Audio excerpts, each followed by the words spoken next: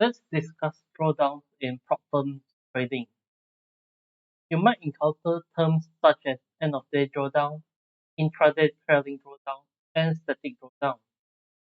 What do these terms mean? I throw these terms around and want to have at least a video explaining what they meant. When you pay for an evaluation challenge, you are essentially paying for a buffer zone to show that you can be profitable and reach the profit target with a sample size of trades within this buffer. For example, if you pay $50 for a 50K account, the prop firm provides you with a 2,500 drawdown to trade with. And for that, you need to reach a profit target of $3,000. If you lose more than the 2,500 buffer, technically fail the prop firm challenge and must reset or buy another account to continue. There are three main types of drawdowns, mainly intraday trailing drawdown, end of day drawdown, and static drawdown. The intraday trailing drawdown, or the full name, the intraday unrealized profit trailing drawdown, tracks the highest unrealized profit your trade reached and tags the drawdown buffer together with it. Your highest intraday unrealized profit is the reference point here, i.e., the 2,500 drawdown will always follow that point. For the end of day drawdown, it tracks the account balance position at the end of day and tags the drawdown buffer on that. The trade movement throughout the day doesn't affect the drawdown, which is based solely on your account status at the end of the day. Static drawdown is even simpler, as it recognizes a fixed number as reference for drawdown that doesn't change, regardless of your gains or losses. Each type of drawdown has its own pros and cons. Intraday unrealized trailing drawdown can cause losses for many traders because it's challenging to track whether they have exceeded the limit or not. Even if a trader is profitable at the end of the day, they may have surpassed the intraday unrealized trailing drawdown limit and lost the challenge. If during their trading day, the price goes back to their entry point, can be registered as a loss even though they are profitable for the day. So imagine this. I am using account balance, a rubber band, and drawdown as an analogy over here.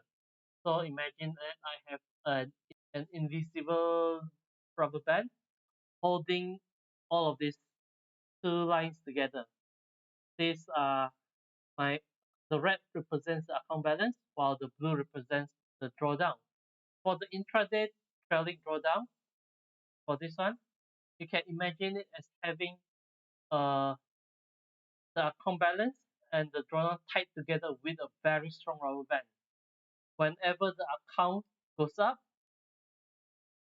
the rubber band will pull the drawdown together with it as well. For the end of day drawdown, it is a weaker rubber band. So whatever your account balance move throughout the day, the drawdown will remain in place and only act at the end of the day.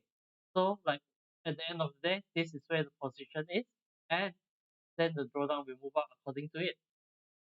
Whereas for the static drawdown, it is a very weak rubber band. The drawdown is locked in place.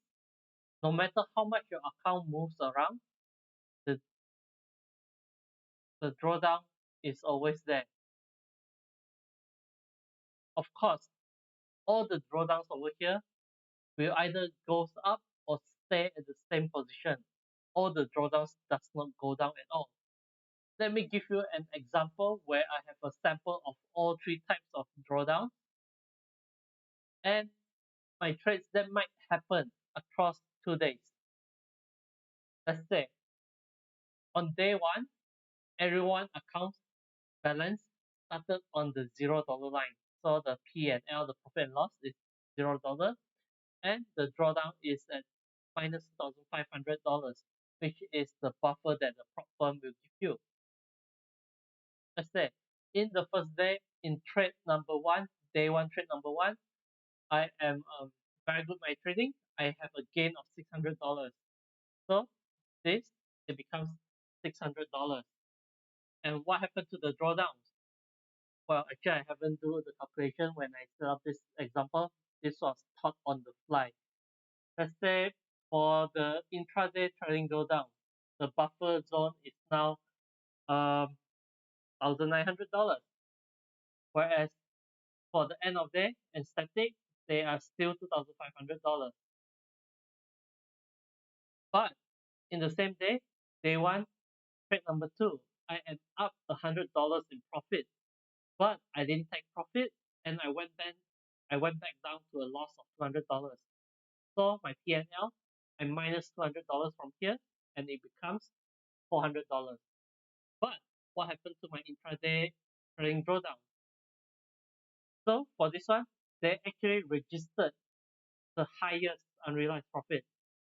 So I will go up to $1,800 because it went back up.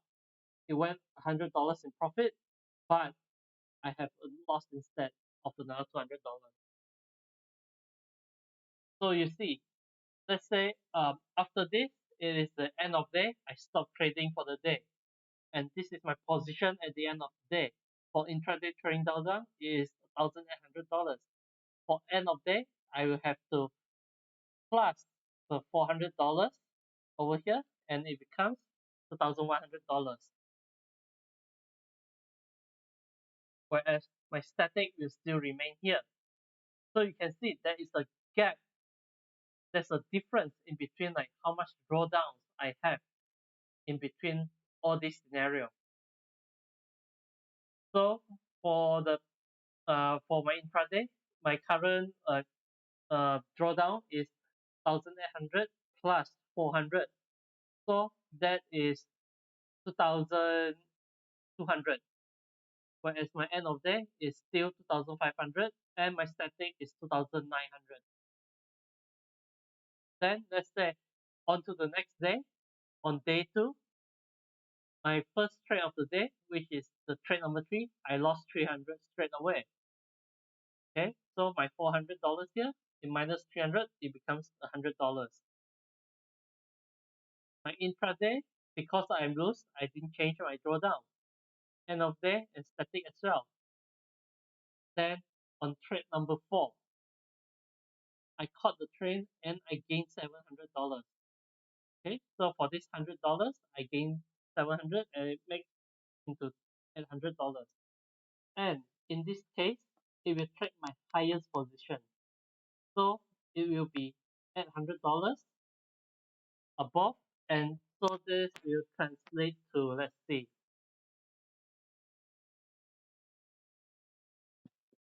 $1,300. Well, I really hope the math is correct over here. Yeah, I think I made an error. It will be 1,700 instead.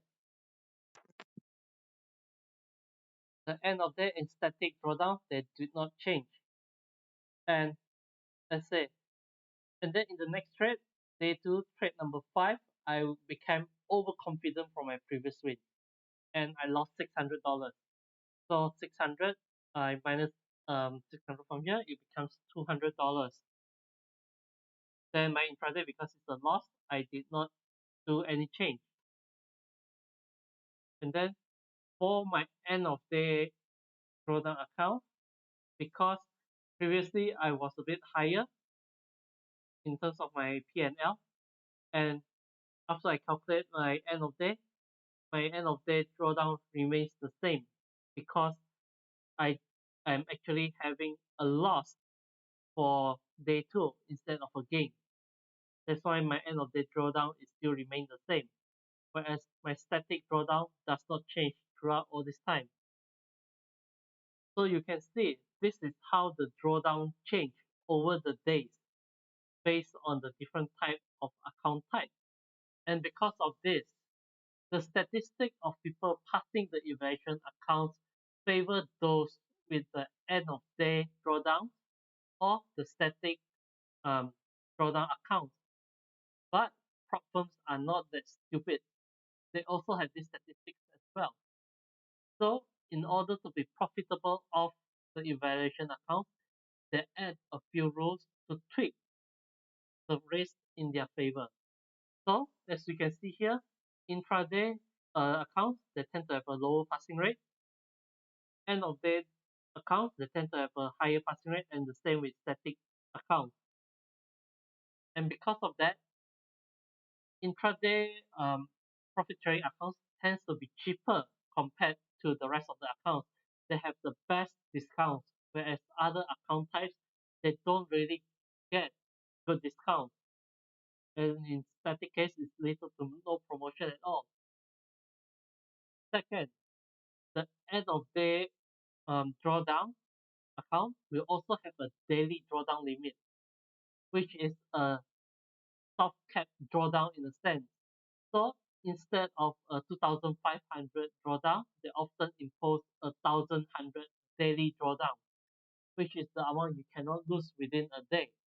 Essentially a soft cap on how much you can lose. Whereas for the static drawdown, they will set an initial drawdown to be much lower than the 2,500, such as at $100. So instead of the $2,500 that you see I advertised for both the intraday and the end of day account, static account will have a very small drawdowns amounting to maybe $800 only, meaning your account cannot dip below an $800 loss from your initial account balance at all, or else you lose the entire account. That way, you see that this is how the prop firms tilt the challenge in their favor. The prop firms also limit the number of contracts you can trade with minimum uh, with minimal restriction on intraday, meaning if the prop firm says you can trade 10 accounts, 10 contracts, then you can trade 10 contracts straight from the go. But for the end of the account, they will have a scaling contract, meaning um, from when your P&L is from $0 to $1,000, you can trade only two mini contracts. Then from 1,000 to 3,000, maybe 5 contracts. Then 3,000 onwards to 5,000, maybe 7 contracts, and so forth. Whereas for static account, it is a fixed contract. They will give you a maximum of two mini contracts that you can trade all the time. And at the same time, there is actually very limited options for the end of day account and the static account. There are not a lot of firms offering end of day account and even less offering static account. This static account is very limited option. Does it always stay this way? Well, this is the case until you reach the buffer threshold specified by the firm. In the case of a 50K account, it's usually $2,600. When your account balance reach to 52,000.6K, then it becomes a static drawdown on this number because anything above this is already risking with your own profit. The prop firm has no reason to limit any more drawdown rules upon you. Here are the firms like offering the account types with end of day drawdowns and intraday trading drawdowns and static account um, drawdowns.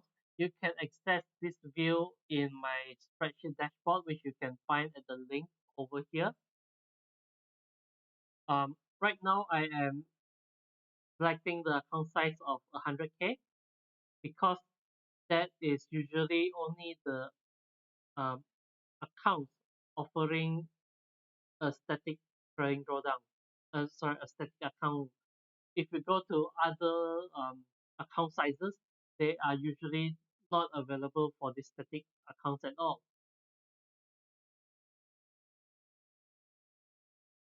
In this dashboard, then you can see like what sorts of accounts are available from by each firms and how much is the prices for them. If you want, you can select the type of accounts that you wanted to over here. Like let's say if I want to check only the end of the account, I select this, and this will be the firms that I am comparing again. In the next video, I'll introduce a free indicator to monitor this intraday drawdown on NinjaTrader. So to keep out a look for it and see you next time. Goodbye.